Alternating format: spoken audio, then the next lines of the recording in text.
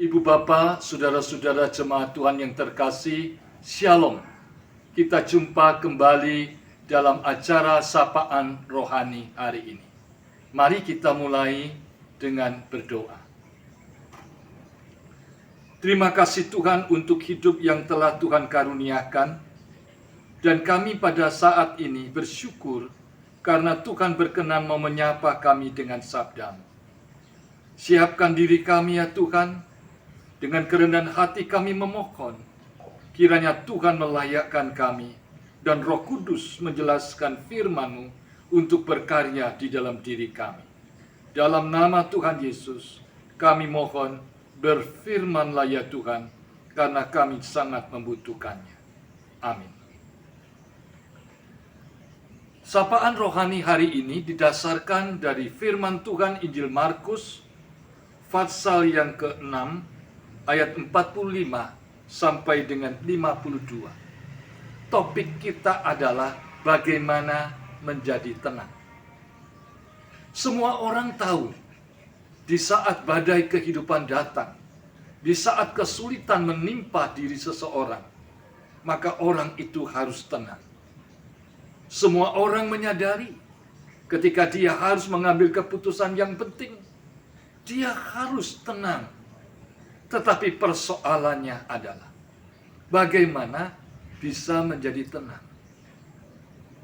Saudara-saudara, dari bacaan firman Tuhan tadi, kita akan melihat beberapa hal supaya di tengah-tengah badai kehidupan kita bisa bersikap tenang. Bagaimana kita menjadi tenang? Yang pertama adalah ketika Tuhan Yesus melakukan mujizat melalui 5 roti dan 2 ikan. Dan kemudian ribuan orang makan dengan kenyang dengan sisa 12 bakul. Maka yang kemudian kita lihat adalah setelah mereka merasakan mengalami mujizat Tuhan yang begitu luar biasa, Tuhan Yesus menyuruh para murid pergi menyeberang. Tuhan Yesus tahu apa yang akan terjadi.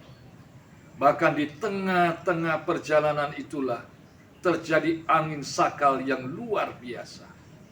Mereka ketakutan. Mereka sungguh-sungguh tidak bisa menjadi tenang. Mereka saat itu betul-betul sangat ketakutan. Saudara-saudara, paling tidak ada 3 hal yang membuat kita bisa belajar untuk tenang. Yang pertama dari perikop ini diajarkan, kita akan belajar menjadi tenang kalau pikiran kita menyadari bahwa segala sesuatu yang terjadi itu seizin Tuhan. Murid-muridnya saat itu tidak pernah terpikir. Baru saja mereka mengalami mujizat. Bagaimana mungkin Tuhan Yesus membiarkan mereka bisa disuruh pergi ke seberang dan menghadapi angin sakal? Tetapi justru dikatakan di dalam Markus pasal 6 ayat ke-48 dikatakan, ketika Yesus melihat betapa payahnya mereka mendayung karena angin sakal, maka kira-kira jam 3 malam ia datang kepada mereka, berjalan di atas air, dan ia hendak melewati mereka. Di situ sangat kelihatan Bapak Ibu Saudara, jikalau murid-murid itu tidak melihat segala situasi kondisi keadaan sebagai seizin Tuhan, maka yang terjadi adalah ketakutan. Mengapa? Karena mereka juga syok. Tidak mungkin Tuhan membiarkan mereka, karena pikirannya semuanya harus lancar. Justru ketika seseorang menyadari apapun yang terjadi dalam kehidupannya seizin Tuhan, maka mereka juga akan menyadari seizin Tuhan berarti Tuhan tidak akan pernah membiarkan. Tuhan tidak akan meninggalkan. Di saat yang kritis, Tuhan pasti membuka jalan. Inilah yang penting. Saudara-saudara, jikalau engkau ingin menghadapi segala sesuatu dengan tenang, terimalah situasi kondisi kamu dengan meyakini itu seizin Tuhan. Yang kedua, apa yang membuat kita bisa menjadi tenang? Yaitu dikatakan di saat badai kehidupan yang luar biasa, biarlah pikiran pusat hati kita teringat kepada Yesus. Saudara-saudara, para murid ini aneh sekali. Baru saja mereka menyaksikan mujizat Tuhan yang luar biasa. Dalam hitungan jam saja, mereka tidak mengingat Yesus. Mereka tidak terpikir Yesus. Bahkan Tuhan Yesus yang datang berjalan di atas air itu, mereka menganggap sebagai hantu. Kita akan tidak menjadi tenang jikalau pikiran kita kepada badai, jikalau pikiran kita pada ketakutan, jikalau pikiran kita kepada ketidakberdayaan kita. Biarlah pikiran kita selalu mengingat Yesus.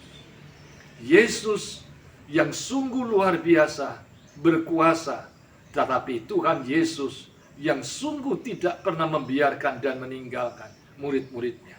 Dan Tuhan Yesus yang sama selalu melakukan yang terbaik untuk menyelamatkan mereka. Kiranya saat ini, ketika saudara ingin hidup dengan tenang, bukan karena situasi, kondisi, dan keadaan, tapi saat ketika di dalam kondisi apapun, pikiran dan hatimu terpusat dekat dengan Tuhan Yesus. Rick Warren pernah menyampaikan di dalam bukunya bahwa orang yang dekat dengan Tuhan itu akan berpikir positif. Orang yang dekat dengan Tuhan akan mengalami ketenangan seluruh hidupnya. Saudara-saudara, untuk supaya kita bisa berpusat pada Tuhan Yesus dan tenang mendekat pada Dia, maka itu perlu belajar. Biarlah hati dan pikiran kita latih untuk selalu mengingat Tuhan Yesus. Dekat dengan Tuhan. Jikalau pikiran dan hati kita dikuasai dan dekat dengan Tuhan, maka kita akan tenang. Dan yang terakhir, bagaimana dapat tenang di tengah-tengah badai kehidupan dan kesulitan yang luar biasa? Jawabannya adalah kita harus memegang suatu keyakinan. Tuhan Yesus berkuasa kemarin, sekarang, dan yang akan datang. Dia tetap berkuasa saat Dia melakukan mujizat 5 roti dan 2 ikan. Dia tetap akan berkuasa di saat menghadapi badai, angin ribut yang luar biasa. Saudara-saudara, biarlah saudara hari ini juga mempunyai satu keyakinan dan pegangan di atas dasar yang kuat. Tuhan Yesus Kristus adalah Tuhan yang Maha Kuasa, yang berdaulat atas hidup ini. Dia sungguh akan menolong saudara sekarang dan selamanya. Bagaikan badai guntur yang luar biasa. Tetapi jikalau engkau mempunyai keyakinan di atas dasar Tuhan Yesus, maka engkau tetap tenang. Di saat engkau tenang, maka segala kasih setia Tuhan akan berkarya melalui hidup. Jadilah tenang dan tetaplah percaya akan kuasa dan kedaulatannya. Amin. Mari kita berdoa. Bapa dalam surga, acap kali kami kehilangan ketenangan ketika ada badai gemuruh kehidupan kami. Tetapi biarlah melalui firman Tuhan hari ini mengajak kami, dan kami boleh belajar setiap saat untuk tetap menjadi tenang dalam situasi kondisi apapun.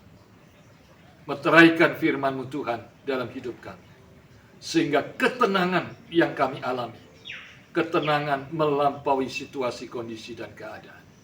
Karena Tuhan ada dalam hidup kami. Dalam nama Kristus kami mohon. Amin.